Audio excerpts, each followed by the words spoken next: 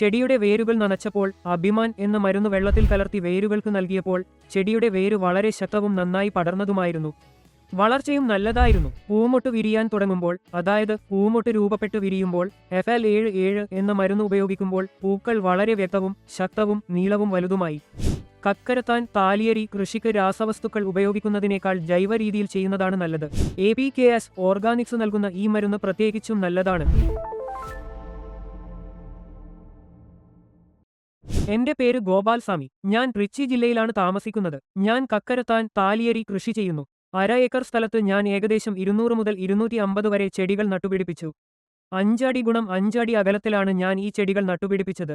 നടീലിനു 30 ദിവസത്തിനു ശേഷം നനയ്ക്കുമ്പോൾ ചെടിയുടെ വേരിൽ അഭിമാൻ പ്രയോഗിച്ചപ്പോൾ വേരുമായി ബന്ധപ്പെട്ട എല്ലാ രോഗങ്ങളും നിയന്ത്രിക്കപ്പെട്ടു. ഫംഗസ് പ്രശ്നമില്ലായിരുന്നു. വേരിൽ കീടങ്ങളുടെ ആക്രമണവും ഉണ്ടായില്ല. സസ്യങ്ങൾ വളരെ ആരോഗ്യകരമാണ്. എന്നാൽ അതേസമയം രാസമരുന്നുകൾ ഉപയോഗിച്ചപ്പോൾ ചെടിയുടെ വളർച്ച വളരെ കുറവായിരുന്നു. 3-4 ദിവസത്തിനുള്ളിൽ രോഗബാധ പഴയ നിലയിലേക്ക് മടങ്ങി. നമ്മൾ ഇത് ഉപയോഗിക്കുന്നത് തുടർന്നാൽ നമുക്ക് വലിയ നഷ്ടം സംഭവിക്കുന്നു. പക്ഷേ നിങ്ങൾ ഇത് ജൈവികമായി ഉപയോഗിക്കുമ്പോൾ നിങ്ങൾക്ക് മികച്ച ഫലം ലഭിക്കും. 5-6 ദിവസത്തിലൊരിക്കൽ നിങ്ങൾക്ക് ഇത് നൽകാം. അല്ലെങ്കിൽ 15 ദിവസത്തിനുള്ളിൽ നിങ്ങൾക്ക് ഇത് 2 തവണ നൽകാം. ഫലങ്ങൾ വളരെ നല്ലതാണ്. ഉപയോഗിച്ചതിന് ശേഷം ചെടിയുടെ പച്ചനിറവും വളർച്ചയും വളരെ നല്ലതാണ്.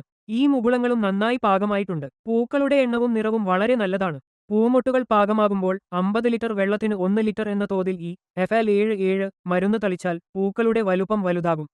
നിറവും വളരെ തിളക്കമുള്ളതാണ്. ചെടിയുടെ വളർച്ച മെച്ചപ്പെടുന്നു. കീടങ്ങളുടെ ആക്രമണവും കുറയുന്നു. അതിനാൽ ഇത് നല്ല ഫലം നൽകുന്നു. ഇത് ഉപയോഗിക്കുമ്പോൾ പൂക്കൾ വളരെ വ്യക്തവും നല്ല ഗുണനിലവാരമുള്ളതുമാണ്.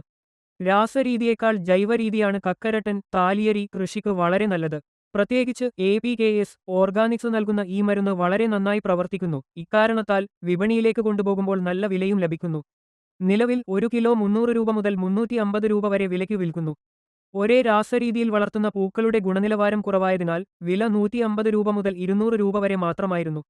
എന്നാൽ ഈ മരുന്ന് ഉപയോഗിച്ചതിനുശേഷം പൂക്കളുടെ ഗുണനിലവാരവും വിപണി വിലയും വളരെയധികം വർദ്ധിച്ചു.